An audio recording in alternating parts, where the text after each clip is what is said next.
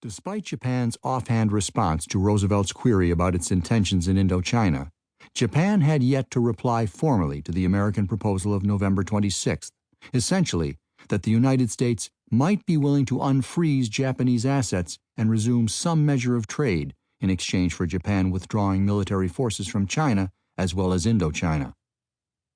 At about 8 o'clock a.m. Washington time, a 14-part message with Japan's response finally began to make its way from Tokyo to the Japanese embassy a dozen or so blocks from the White House.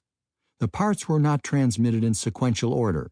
Instead, sections 4 and 9 were sent together, as were sections 5 and 10.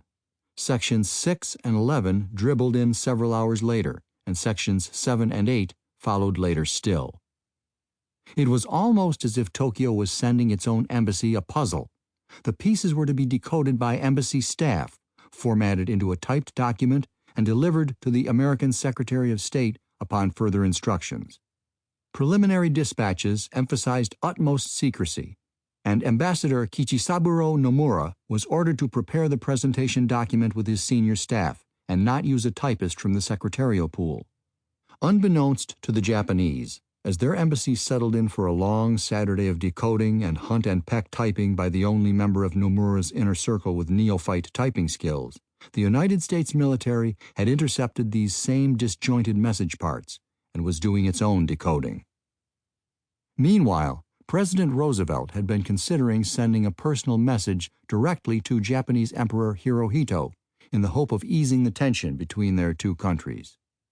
At the president's request, Secretary of State Hull provided Roosevelt with a suggested draft, but as was frequently the case, FDR subsequently opted to produce his own version.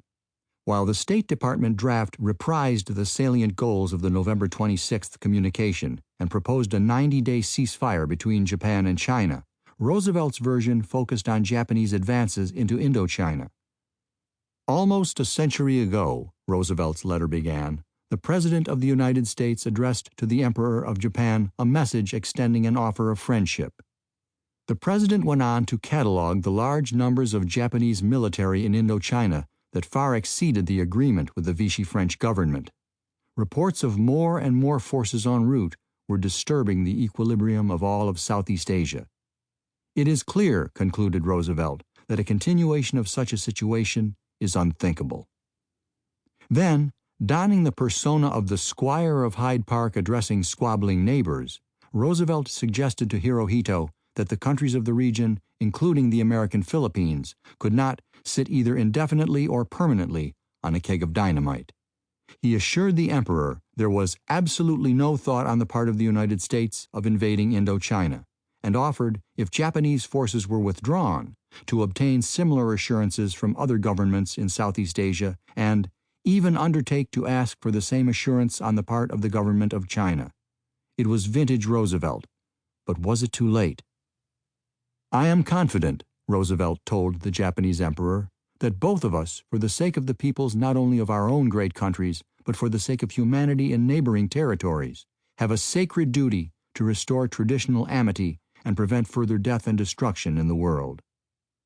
Then, well aware of public opinion, as well as the exigencies of the situation, Roosevelt handwrote a cover note to Secretary of State Hull and ordered him to send the plea on its way. Dear Cordell, shoot this to Grew, the American ambassador to Japan. I think can go in gray code, saves time. I don't mind if it gets picked up.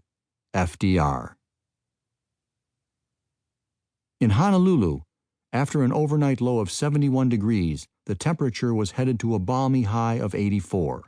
Joseph C. Harsh, foreign correspondent for the Christian Science Monitor, and his wife, Anne, had arrived in Honolulu aboard the steamship Lurleen a few days earlier, along with the Willamette and San Jose State football teams. This Saturday morning, however, Harsh's mind was not on football.